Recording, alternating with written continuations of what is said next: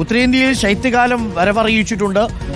അതേപോലെ തന്നെ വായു ഗുണനിലവാരം എന്നുള്ളത് ഗുരുതരാവസ്ഥയിലേക്ക് നീങ്ങുന്നു എന്നൊക്കെ റിപ്പോർട്ടുകൾ വരുന്നുണ്ട്.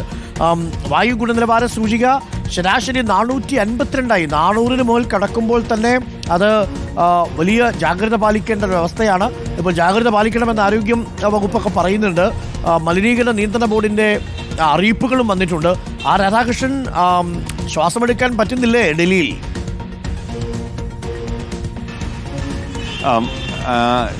വസ്തുതാപരമായിട്ട് അങ്ങ് പറയുന്ന കാര്യം അക്ഷരാർത്ഥത്തിൽ ശരിയാണ്. കാരണം ഡൽഹിയിലെ ജനങ്ങളെ സംബന്ധിച്ച് നിലവിലുള്ള സാഹചര്യം ഒട്ടും ഗുണകരമല്ലാത്ത അവസ്ഥയിലേക്ക് വിരൽ ചൂണ്ടുന്നത് തന്നെയാണ് കഴിഞ്ഞ ദിവസങ്ങളിൽ. ഒരുപക്ഷെ ഈ പുകമഞ്ഞ് ഉണ്ടാകുന്ന ഏറ്റവും പ്രധാനപ്പെട്ട നമുക്ക് ഈ ഒരു അന്തരീക്ഷത്തിലെ ഈ പുക സാന്നിധ്യം എത്രത്തോളമാണ് എന്ന് നമ്മുടെ ക്യാമറാമാൻ വിജീഷ് കാണിച്ച് തരും. നിലവിലുള്ള ഒരു സാഹചര്യത്തിൽ ജനങ്ങളെ സംബന്ധിച്ച് വലിയ ബുദ്ധിമുട്ടുണ്ടാക്കുന്ന വിധത്തിലേക്ക് ഈ പരിസര മലിനീകരണം എത്തി നിൽക്കുന്നു. ഈ പിന്നിൽ കാണുന്ന ആ പാട പോലെയുള്ളത് മഞ്ഞല്ല, മറിച്ച് അത് പുകമഞ്ഞാണ്. പുകമഞ്ഞ് എത്രത്തോളം ഈ ദൃശ്യപരിധി പോലും കുറയ്ക്കുന്ന വിധത്തിൽ ഒരു അല്പസമയത്തിന് മുമ്പൊക്കെ വളരെ ചെറിയ ദൃശ്യപരിധി മാത്രമായിരുന്നു ഉണ്ടായിരുന്നത്.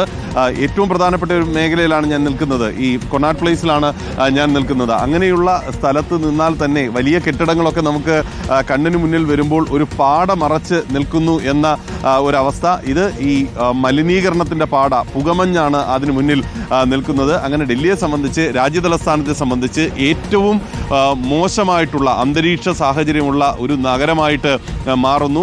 450-ന് മുകളിലേക്ക് ഈ മലിനീകരണത്തിൻ്റെ തോത് അല്ലെങ്കിൽ വായു ഗുണനിലവാര സൂചിക എത്തുക എന്നുള്ളത് ഏറ്റവും അപകടകരമായിട്ടുള്ളൊരു സാഹചര്യമാണ് ഉള്ളത്. അങ്ങനെ ഈ 450-ന് മുകളിലേക്ക് വന്നാൽ ഈ ജനങ്ങളുടെ സുരക്ഷാർത്ഥം ചില നിർദ്ദേശങ്ങളൊക്കെ ഈ നിയമപരമായിട്ട് ഉണ്ട്. പക്ഷേ അത്തരത്തിലുള്ള അവധി നൽകുന്നതടക്കമുള്ള നടപടികളിലേക്കൊന്നും സർക്കാർ കടന്നിട്ടില്ല. മറിച്ച് വരും ദിവസങ്ങളിൽ ഈ ഗുണനിലവാര സൂചിക കൂടുതൽ മെച്ചപ്പെടും എന്നുള്ള ഒരു പ്രതീക്ഷ മാത്രമാണ് സർക്കാർ പങ്കുവയ്ക്കുന്നത്. ഇനി വരാൻ പോകുന്നത് ഡിസംബറാണ്. അതുകൊണ്ട് തന്നെ അതിനൊരു സാഹചര്യം നമുക്ക് തണുപ്പ് കൂടുന്നുവെന്ന് നേരത്തെ അരുൺ സൂചിപ്പിച്ചു. ആ തണുപ്പ് കൂടുന്നതനുസരിച്ച് ഈ മലിനീകരണം, അന്തരീക്ഷത്തിലെ മലിനീകരണം ജനങ്ങളെ കൂടുതൽ ബാധിക്കാനായിട്ട് തുടങ്ങുന്ന ഒരു സാഹചര്യമായിരിക്കും ഉണ്ടാകുന്നത്.